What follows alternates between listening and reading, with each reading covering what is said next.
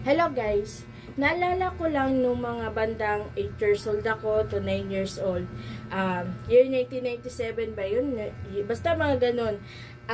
Lagi akong sinasabihan ng lola ko na pag gabi na, sinasabihan ako at saka yung ate ko na wag kaming magbubukas ng pinto pag may kumakatok. Unless na lang kung kakilala namin yun at sasabihin niya yung pangalan niya. Ganon.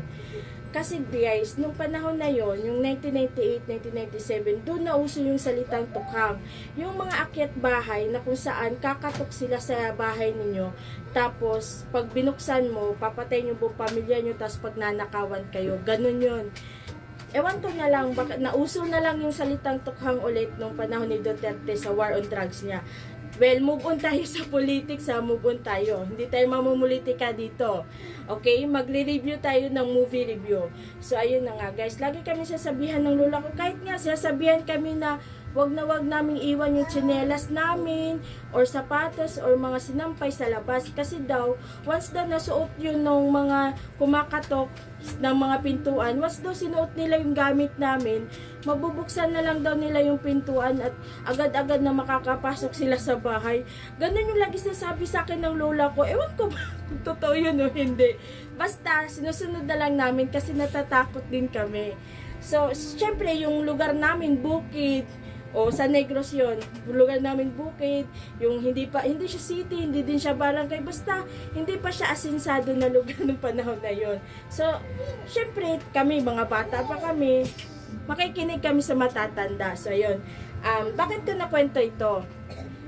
Nakwento ko to dahil sa movie na to ni Nadine Lustre, bagong horror movie niya na pinamagatang Nocturno. So, may similarity kasi sila. Dito sa movie na Nocturno, itong si Nadine Lustre, yung mama niya, sasabihan sila magkakapatid na once na may kumatok ng 12 ng gabi, wag silang magbubukas. Kasi once na magbukas sila, merong masamang mangyayari. Yung kumbaga, ito kasi dito guys, sa Nocturno, yung movie na to, spoiler lang ha, sa mga hindi nakanood nito, hindi pa nakanood.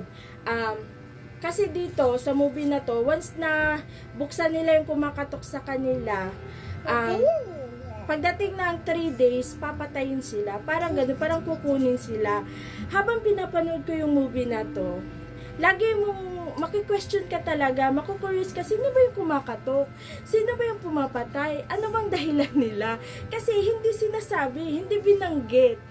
At doon, nung last part na, doon ko lang na-realize yung sinabi nung mama dito ni Nadine Lustre na kung saan, nung unang panahon daw, may mga madre sa lugar nila na nagtayo ng parang lumang-lumang bahay or kapilya na kung saan puro sila lahat madre, tapos kung saan yung mga sundalong Amerikano daw kumatok daw sa kanila, tapos pinagbuksan daw ng mga madre, pinakain nila, pinihisan, pinatulog, ganon.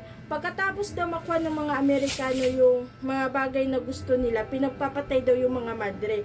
At doon sa last part guys, doon ko na-realize na ang kumakatok pala sa panahon ngayon nila na din Lustre ay yung mga spoiler alert. Sorry sa mga ma-spoil ko ha, sorry lang. Pero para sa akin, parang yung kumakatok talaga sa kanila, yung mga madre, yung parang sila yung parang humihingi sila ng revenge, ng katarungan sa ginawa sa kanila ng mga sundalo. Parang yun lang. O siya, hanggang dito na siya, bago ko tapusin yung video na to guys, sorry sa mga na-spoil ko at hindi pa nakanood sa movie ni Nadine na to. Sa mga pala is bumili na kayo ng barley. Sa mga gusto din bumili ng barley, pwede kayo mag-PM sa akin kasi meron ako nito, meron akong stock. At kung gusto niyo namang umorder, itap nyo lang po yung yellow basket nandyan sa baba ng video na to. Okay? Sa black up lang po yung yellow basket ha. Yung sa blue up naman, pwede kayo mag-PM sa akin kasi wala akong yellow basket sa blue up ko. Alam niyo na yung yung blue up na yan. Okay?